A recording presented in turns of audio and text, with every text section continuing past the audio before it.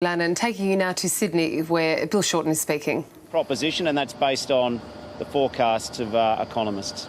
In terms of where jobs come from in the future, I think this is a more important issue than just part-time jobs per se. We need more jobs which have better trained workforces. The jobs of the future, in many cases, are going to require a university qualification or a TAFE qualification. That's why Labor's committed to properly funding our schools, best education possible, to prepare them for the jobs of the future. And when we also talk about preparing our young people for jobs of the future, it's important that we give people the chance to get to university. Labor's got exciting policies which will ensure that an extra 200,000 Australians get a chance to go to university over the next 10 years. We're also going to put a lot more money into TAFE and technical training. It's a real concern that under this current government, the number of apprentices has fallen so dramatically. There were north of 400,000 apprentices before this government came in, and now it's under 300,000. This is a disaster. Our population's gone up, the number of apprentices we've got have gone down. So Labor's got an exciting policy to make sure that we put more money into vocational education, and we're also going to pay the upfront fees in the first 3 years alone of 100,000 apprentices. So what we're going to do is give Australians the best possible chance to be well trained for the jobs of the future. And when we talk about jobs of the future, my vision of Australia is not that you either work in a bank or a quarry or a mine. They're important sectors of the economy. But I'm interested in how we value out our raw materials here in Australia. I think Australians are sick of the view that we just ship our raw materials overseas and then we buy it back at greatly inflated prices because someone else somewhere else has manufactured it and turned it into products we use. This Arian business is a sign of what we can do if we back manufacturing in this country. So I'm bullish about the future of manufacturing under a Labor government. I'm also very optimistic that we can do a lot more in health services because as we grow older, people are going to need care and attention. So I see that as being important. The other exciting thing which I'd say is that we are going to back construction heavily. Residential construction is an engine room of the Australian economy. Labor's committed to building 250,000 houses, social housing, for the next 10 years. So what that will do is that'll mean there's a regular pipeline of work. And when you put that on top of Labor's vision for better public transport in our cities, with much better rail infrastructure, and of course a very important program of road construction in regional Australia and our cities and suburbs, it's a bright future under Labor for jobs. But we'll make sure that whenever a job comes up, the people are able to have the skills to do it.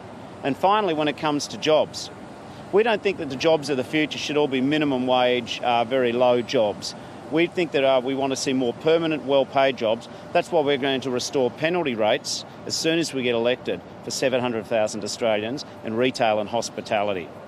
Just a quick change of topic. Do you have more information on the parliamentary security breach and how are you affected? I think I've had some briefings on it. I'm satisfied from what I've heard initially that our security agencies and the President and the Speaker have moved in the right way to make sure that our parliamentary networks are secure.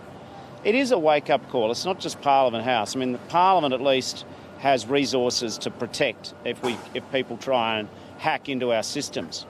But what I was thinking about this morning as we see the extent of the security necessary to restore the integrity of the system is, are we doing enough in this country for small and medium businesses to help protect them? They don't have the budget of the Parliament of Australia. If I'm Prime Minister, I'm going to invest a lot more in the cyber security of our small and medium-sized enterprises. Of course, the other thing which this is a wake-up call for is data. We give a lot of our data to the big international, multinational technology companies and online platforms. It's very important that I think we do more to protect our data. That's why I think the government, in its sort of rushed and botched rollout of the My Health Record, what happened today in Parliament is all part of a bigger picture. The internet's fantastic, but there are people out there in the cyber world who want to do Australians and Australian business and Australian security harm. And I think this government needs to ramp up the priority it's paying on cyber security.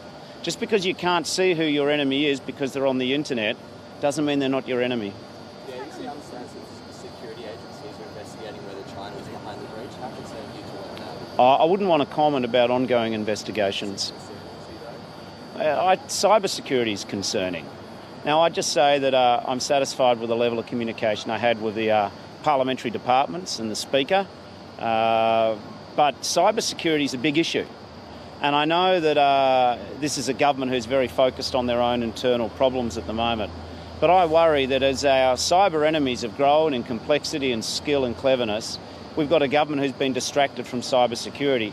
But in particular, it's the protection of personal data, and it's also helping small business harden up their security around cybersecurity. I think they are gaps in the current government's policies. Back on jobs, what is your view on the government fast-tracking visas for skilled migrants who are willing to live in regional areas? Well, it's part of a bigger population discussion the nation has to have. We'll take the view of the experts about what is the right number for immigration. But there's no point in bringing people into crowded cities if our infrastructure's not keeping up. So a big part of dealing with immigration is making sure that we've got the proper infrastructure to deal with it. It's only Labor who's got a proper plan for public transport in our national cities. It's only Labor who's got a proper plan to make sure our schools and our roads are properly funded. In terms of moving new Australians to the regions, we are up for that discussion because we think there are some regional communities who are keen to get more people. But it's just common sense. And we've got to make sure, though, that our infrastructure is coping with the people we bring in. I will say, though, on temporary visas and temporary skilled labour, I don't think that we should be getting people from overseas for a day longer than it takes to train an Australian to do a skills shortage. That's why it's very important to double down on TAFE. I think the pendulum of privatisation has swung too far to privatisation in the case of vocational training, and I certainly want to put public TAFE back at the centre of our plans to train the workforce of the future rather than just relying upon overseas guest labour. Mr. Shorten, what's it on the why did it take you 4 days to accept the security? Why has it taken this government 5 years to deal with the issue? Now, why is this government only sitting for 10 days and 8 months? This is a work-shy government. They couldn't work in an iron lung, some of these ministers. So we'll take a briefing. In the 4 days which the government wrote a fairly aggressive letter, who cares? I've got, what they say doesn't really distract me from when they're being nasty. But I've been in Townsville visiting the floods. I've been down to Huonville to see the damage which those bushfires are doing there. I do think if there's middle ground, we should try and find it. Labor's supporting the Phelps amendments. This is all about making sure that people in our care, no matter what the circumstances, receive appropriate medical quality care. That's what's driving us. We'll hear what the government has to say. So let's forget the government's free character assessment of Labor and let's just get on with the issues. We'll take the briefing from the department early next week and we'll obviously always listen to the facts. What do you make of the Home Affairs Department referring the leak of information to the AFP investigation? It's hard for the opposition to get information out of the government, but if you want to leak it, this government leaks like a sieve. I think the Home Affairs Department has got questions to answer. How is it that national security secrets find their way into journalists' hands from the Home Affairs Department? I mean, this is a government sort of leaking on the government. Mind you, this isn't the Minister for Home Affairs' first mistake.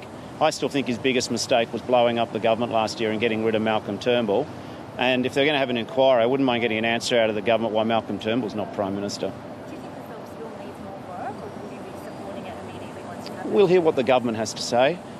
We think that the Phelps bill is worth supporting. We do believe fundamentally that people in Australia's care, no matter what the circumstances, should receive quality medical care. And if that means coming to Australia, that's what should happen. We treat other people like this. I think that should be the rule. And so we'll clearly hear what the government has to say. On the fallout from the Banking Royal Commission, do you think that Ken Henry and Andrew Paul made the right decisions to announce they'll leave the NAB? Well, that's for them to answer. Labor prosecuted the case for the Banking Royal Commission for the best part of 2 years before the government and the banks finally surrendered.